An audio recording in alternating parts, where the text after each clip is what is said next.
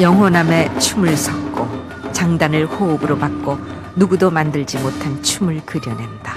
장단 사이사이에 오묘하게 노는데 절대 장단을 맞추는 것도 같고 안 맞추는 것도 같으면서 그 장단을 먹고 가십니다. 교가 있기 때문에 그렇게 춤을 잘 추지. 그 춤에 대해서 멋과 재주와 그런 것이 합해서 있는 분야라고 말이죠.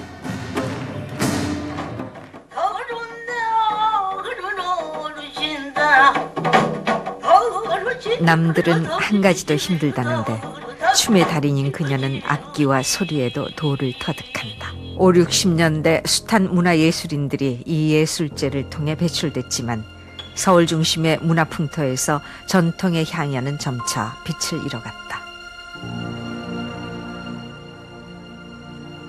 맥을 이어줘야 하는데 앞으로 걱정입니다. 정말로. 죽지 않으면 살기로 피가 나오게 참 그야말로 갈고 닦아야 결국은 그래도 뭐가 나오지. 뭐 실렁실렁 해갖고 뭐가 되는 일이 없는 것이잖아요.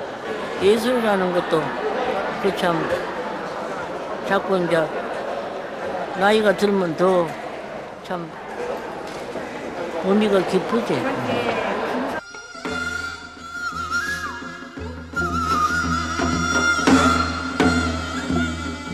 나이가 들면 자꾸만 의미가 깊어간다는 예술. 그 예술의 길을 70년 넘게 걸어온 김수학은 누구인가? 1967년 진주 건무로 중요 무형문화재가 되고 30년 후 진주 교방국거리 춤으로 경남 무형문화재까지 됐다. 춤은 물론 온갖 악기에 능통할 뿐더러 헛간의 도리깨도 춤추게 한다는 구음까지. 춤과 소리, 악기에 두루 능한 우리 시대의 독보적인 예인이다.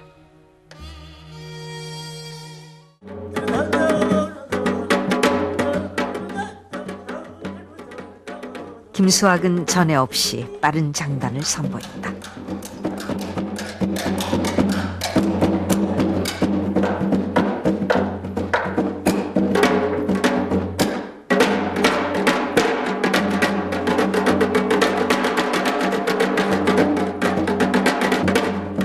일흔여덟의 노부가 뿜어내는 신명, 그 안엔 춤 이전에 장단을 알기 바라는 김수학의 가르침이다.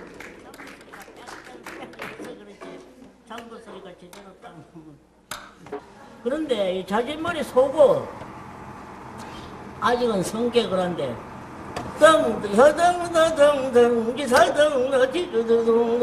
속으로 장단을 맞춰줘야 되니 앞에 팍 접히고 앞에 팍 접히는 게 장단이 끝도 저 한 배도 맞도 안 해서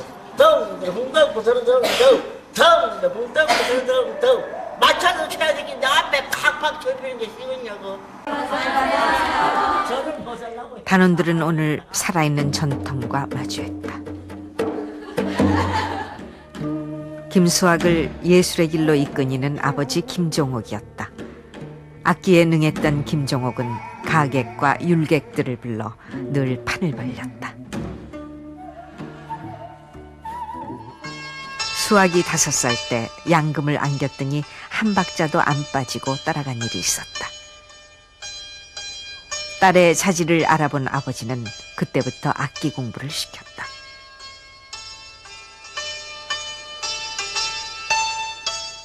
맨 처음에 국악이 좋아서 시작할 때는 만으로 치면 5살 때지 6살 때 그러니까 양금이라는 이제 그 악기 그 48장 풍류 그 정악을 다 배웠지.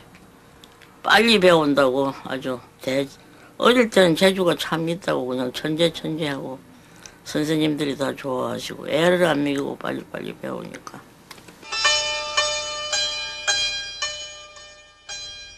신동소리가 싫지 않았던 수학은 악기에 매달렸다. 그것은 멀고도 먼 공부의 시작이었다.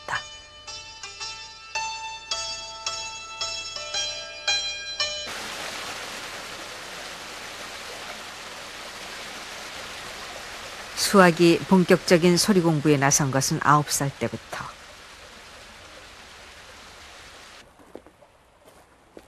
당시 쌍계사엔 최고의 소리꾼 유성준 선생이 있었다.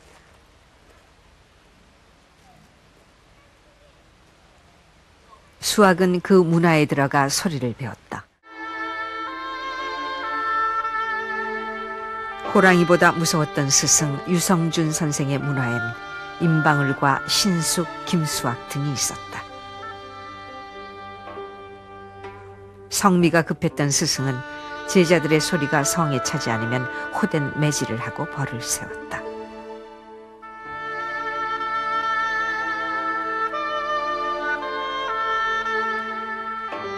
성질이 워낙 급해가지고 유선중 선생님은 한 번 딱 이렇게 살치면 얼른 받아야지. 2번만 더듬거리고 3번만 더듬거리다가 확 후 하면서 그 화가 얼굴이 밝아져 있어.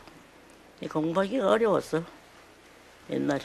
지금 대학의 문제가 이제 3세 새끼 밥 그야말로 식사 다 해드려야 되고 약재 보약제 해드려야 되고.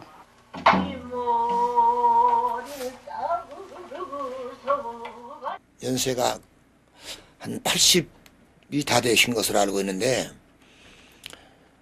그 80 되신 분이 소리를 하신 분 치고 옛날 그 어전에서 소리를 했던 그 어전 광대 이런 분들한테 그 소리를 계승했을 거란 말이에요. 이어받았을 거란 말이에요.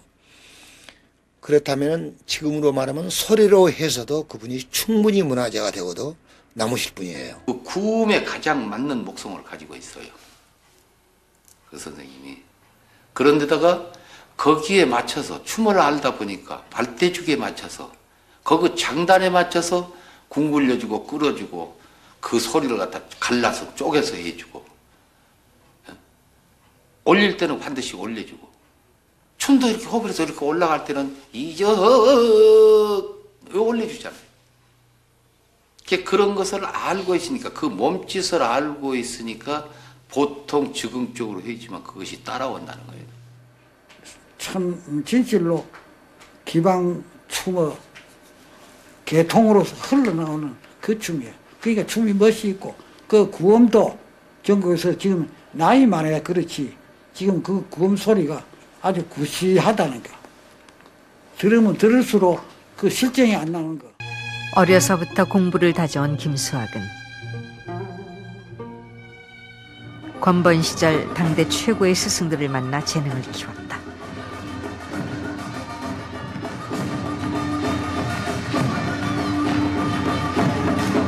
한성준에겐 승무를, 김혜의 김녹주에겐 소고무를 물려받았다. 입춤과 건무는 구한말 관기 출신이던 최완자에게 터득했다. 유성준에게 배운 소리가 한층 더 익어가던 시절, 당시 최고의 소리꾼이었던 이선유와 정정열, 김준섭에게 판소리 5바탕을 떼었다.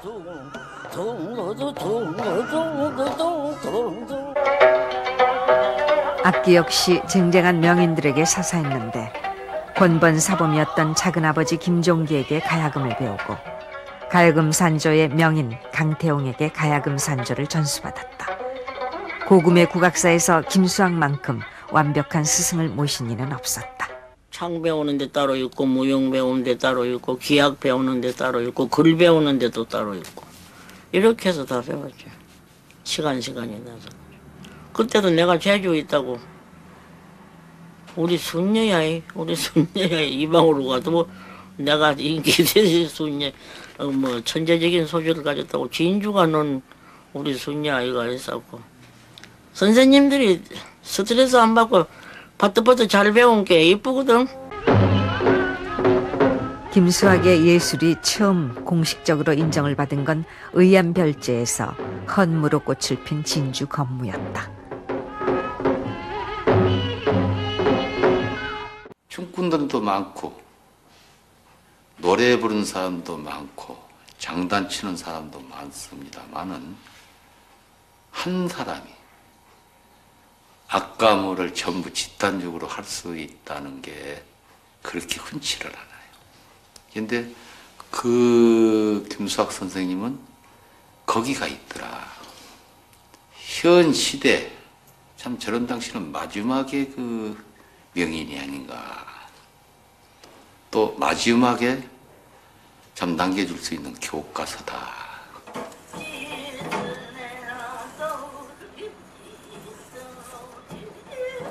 춤꾼으로 명성을 날렸지만 소리꾼으론 제대로 조명받지 못한 김수학. 아들 김인권은 오래전부터 어머니의 소리를 보관해왔다. 그러나 예술이라는 거는 저절로 되는 것도 아니고 그만한 폭력과 그만한 애로가 뒤따르기 때문에 인내심이 강해야 되지. 놈 잘 때 잠도 못 자고 해야 되고 그 역경을 다 넘어서야 돼. 무엇이 어디 하루아침에 드냐 차차 나무에 물을 듣기 그래 올라가지고 참 되는 것이게. 차츰 익어 차오른 예술. 그러나 미처 세상이 알지 못한 김수학의 예술 세계가 있다. 춤을 부르는 강산제일의 구음. 그녀에게 시간은 많지 않은데 그 소리는 아직 강산을 떠돌고 있다.